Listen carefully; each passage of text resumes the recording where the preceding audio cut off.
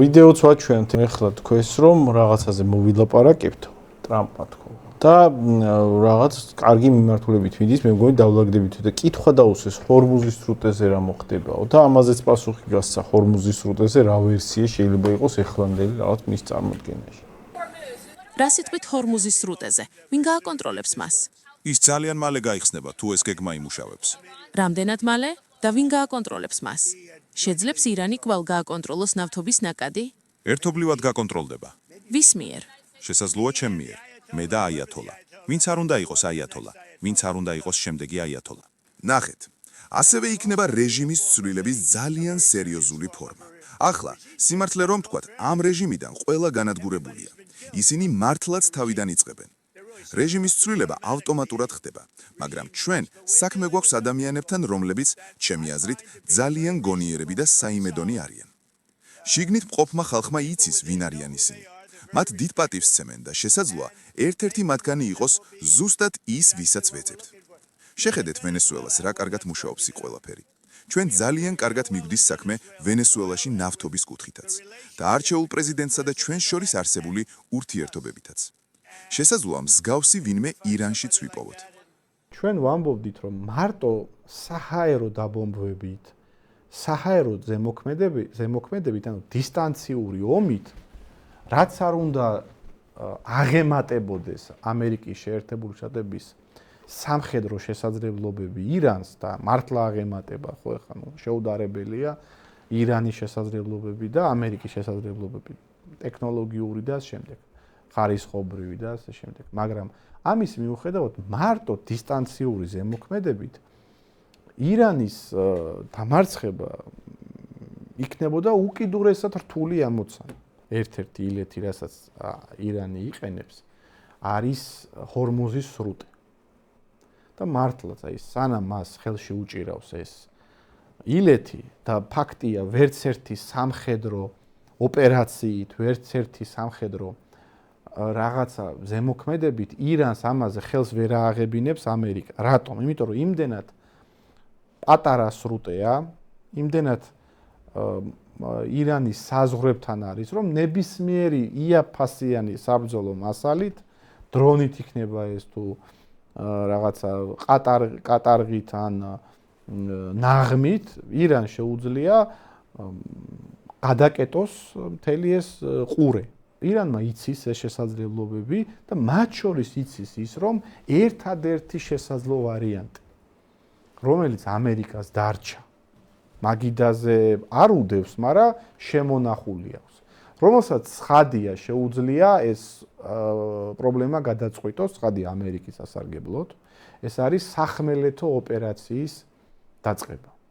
აი მოდი აი სადესანტო ოპერაციაზე მართლა ცოტა უფრო შინაარსიანად ვილაპარაკოთ და მოდი აი პირველი კითხვა რაც დავსვა ჯერ აი კუნძულზე კი არ მივიდეთ მოდი ჯერ მივიდეთ აი ბანალურ კითხვამდე რომ თუ ინდოეთის ოკეანიდან მიადგება აი სადესანტო ხომალდები აი ამ კუნძულთან რომ მივიდნენ საერთოდ და სადესანტო ოპერაცია გააკეთონ თვითონ მაგ სადესანტო ხომალდებმა უნდა გაიარონ ჰორმუზის სრუტე უნდა ამერიკული გემები ამფიბიების სატრანსპორტო გემები გაატარონ აქ ადგილზე სადაც ნუ რაღაცა კილომეტრის მანძილზე ეს უპილოტო საზღვაო დრონები რომელიცაც ნუ ჩვეულებრივად ოპერირებს მაგით ირანი რეალურ საფრთხეს ქმნის რომ საერთოდ ეგ გემები იქამდე ვერ მივლენ მაგრამ ნუ ჩავთვალოთ რომ აი რაღაცნაირად გაატარეს არ ვიცი რანაირად გაატარეს მაგრამ წარმოვიდგინოთ რომ გაატარეს და დაუშვათ ეს ამფიბიური ოპერაცია მოხდა და აი ეს არის კუნძული რომელზეც არის ირანის მთელი ესეთი ნავთობის ექსპორტის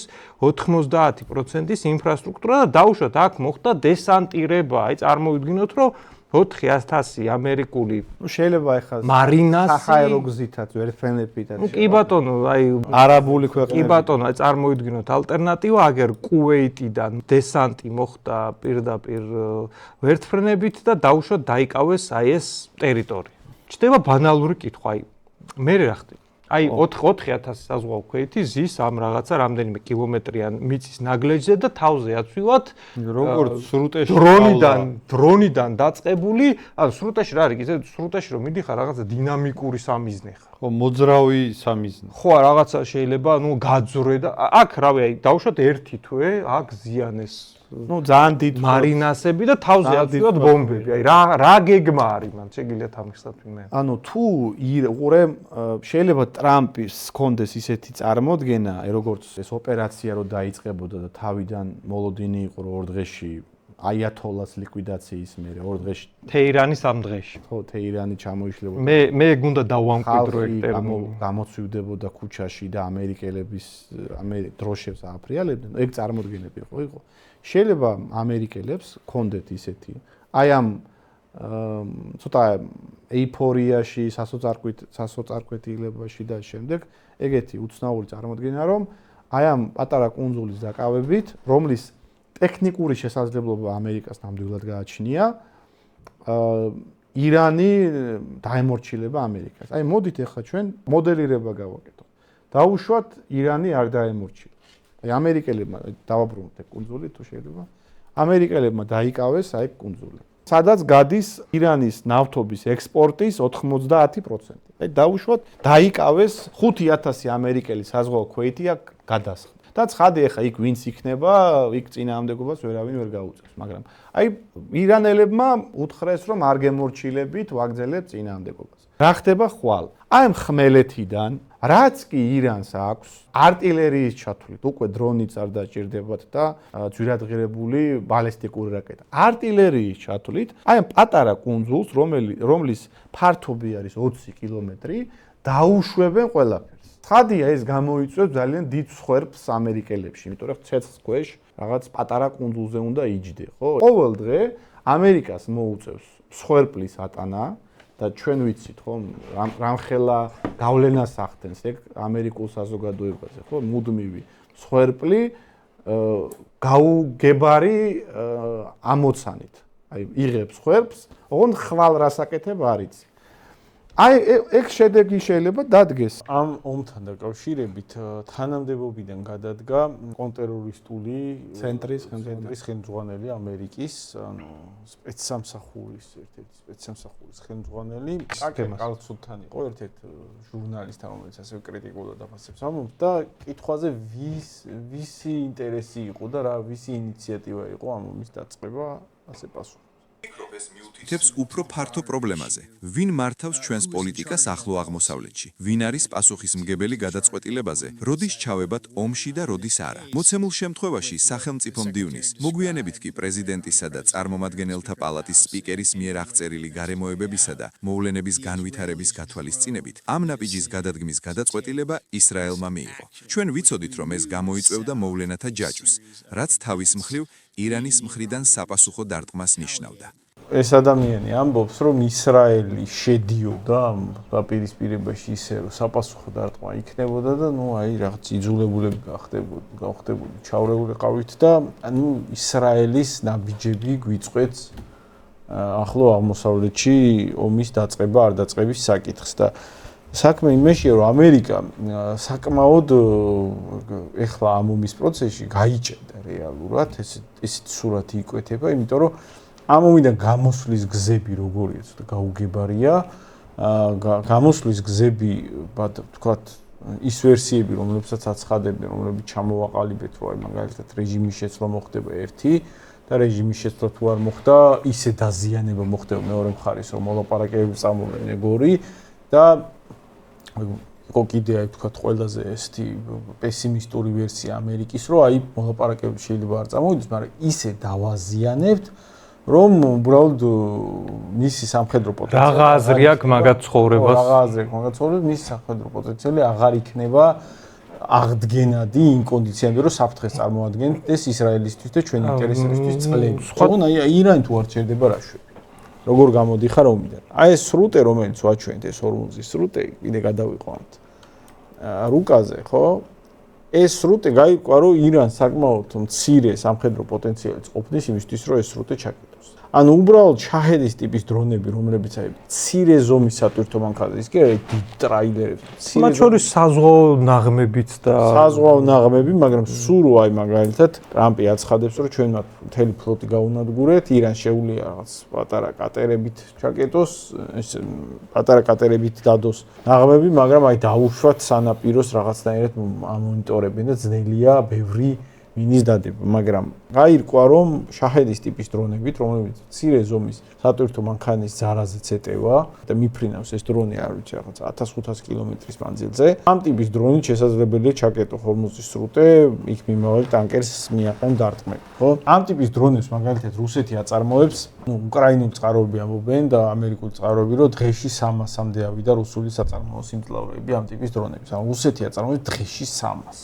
შესაბამისად თვის განმავლობაში შეუძლია მიაწოდოს, არ ვიცი რა, 1500 ასეთი დრონი ირანს მიცეს თუ რუსეთის ინტერესია რომ ჰორმუზის სრუტე ჩაკეტილი დარჩეს. სურო, არ ვიცი, ავღანეთის კონდიციამდე დააქვეითო რეჟიმის სამხედრო შესაძლებლობები, ოღონდ სადაც გარაჟებში შაჰედები დარჩათ დამალული და რუსეთი აწოდის ასეულობით თვეში. ქართველი სლავა უკრაინაშიკების მიერ შექმნეული სახელით ჩუსტალიოტები რო გამოვიყენო, ჩუსტალიოტები რომ იმდენი ჩუსტალიოტი ირანს ყოველთვის იყოფა, რომ სრუტე ჩაკეტილი. შესაბამისად, თუ ირანი არ წყვეტს სრუტის გახსნას, ანუ არ აკმაყოფილებს პირობები, რომლებსაც თავაზობ.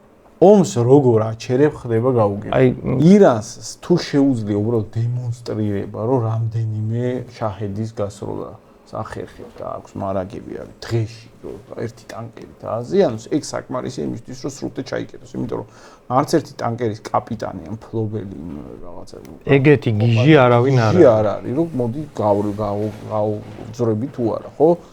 შესაბამისად, ეხლა ცოტა როგორი პანდორას ყუთი გახსნეს, იცი?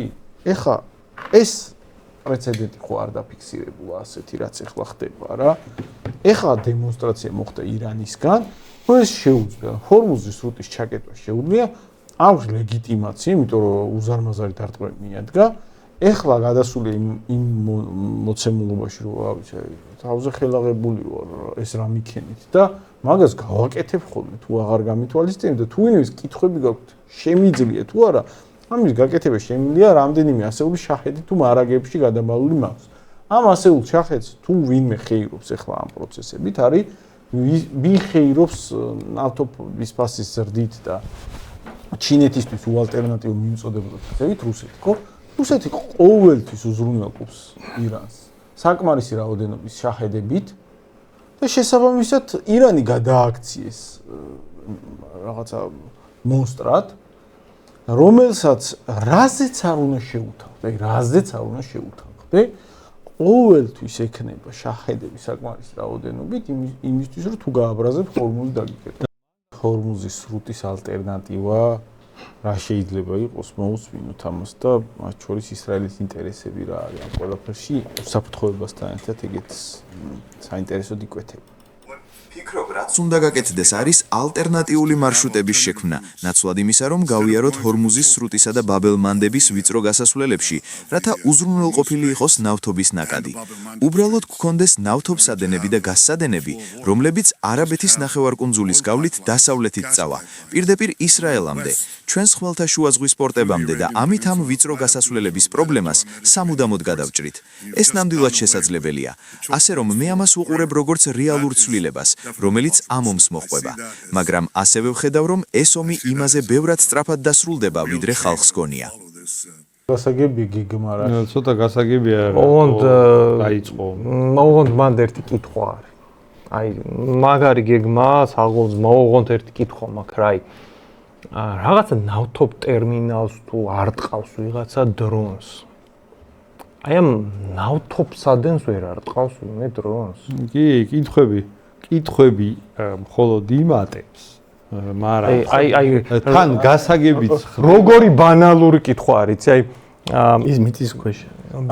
მიწისქვეშ კი არის, მაგრამ ტერმინალი, რომელიც მაგ მილში ესე თქვათ დაჭირხვნას აკეთებს ამ ნავთობის, ეგ მიწისქვეშ არ არის და აი მაგას რო გაარტყა დრონი თვეში ერთხელ ეგ ნავთობსადენი ისეთივე გამოუსადეგარი დგება, როგორც ტანკერი, რომელიც ჰორმუზის სრუტეში ვერ გადის. ანუ ტექნიკურად იმ პრობლემის გადაჭრა, რასაც ახლა სოფლიოს შეეჯახა, არა, რა თქმა უნდა, ისრაელი იჩალიჩებს, რომ ეს რო დაალაგდება და რო გააჩერებს ირანი რაღაცეების ბომბვას. იმ საბაბით რომ მან საშიშია კაცო ჩვენთან გადმოამისა, რა თქმა უნდა, მაგას ებრაელები დაალაგებენ და ეგ მართლა მაგარი ბიზნეს გეგმაა. ოღონდ სინამდვილეში ეგ მაგ პრობლემას არ სჭირს. მოდი ასე ვთქვათ რა. დაცულობის ხარისხს ამ ნავთობნაკადის ზრდის და რატო? ეხა ბევრად ძნელი დასაცავია ტანკერი დაიძრა სადღაც ზღვაში, რომელსაც გვერდზე ესკორტად არ მიყვება ჰაერსაწინააღმდეგო სისტემა, ვიდრე თუნდაც ნავთობ გადამამუშავებელი ქარხანა, რომელსაც გვერდზე დაუდგავ რაღაცა რაოდენობის პატრიოტებს და თაადებს. მოთაშორის არსებობს საუდის არაბეთში ნავთობსადენი, რომელიც წითელ ზღვაში თუ არ ვწდები აი ამ პორტში, ჯიდაში თუ არ ვწდები, წითელ ზღვაში მიედინება და აი ეგ მერე იტვირთება ტანკერებზე და აქედან შეუძლია გაგზავნა სხვადასხვა მიმართულებით და ეგ მაგისთვის გაკეთეს ზუსტად რომ ჰორმუზის სრუტის სწავლა მოხდარიყო, უბრალოდ ჰორმუზის სრუტეში დაახლოებით 3-ჯერ თუ 4-ჯერ მეტი გაედინება ნავთობი, ვიდრე ამ ნავთობსადენის გატარება შეუძლია. ამიტომ ერთი საკმარისი არ არის, მე ვიცით ირანმა ისროლა ასევე რაკეტა და იმ პორტსაც მოარტყა, რომელთაც უნდა გაატარონ ნავთობი და შეაჩერეს ნავთობსადენის მუშაობა, მაგრამ რა თქმა უნდა, ხარისხი, ეგ უფრო რთული ტექნიკური დავალება. შორს გასროლა და ხარისხი ამ მიწის ქვეშ გატარებული მილსადენის დაცულობის უფრო მაღალი იქნება. ამიტომ აი აქედან სადაც აი ამ რეგიონიდან მილსადენების გაკეთება ისრაელისკენ, ხო უნდა გვესმოდეს, რომ რა არის მთავარი. ერთი არის ისრაელის უსაფრთხოება და მეორე აი ეს კვანძი, აქ არსებული ნავთობის კვანძი იყოს სხვის ხელში. ყოველ შემთხვევაში ეგ ინსტინქტი, ეგ სურვილი ისრაელს ექნება.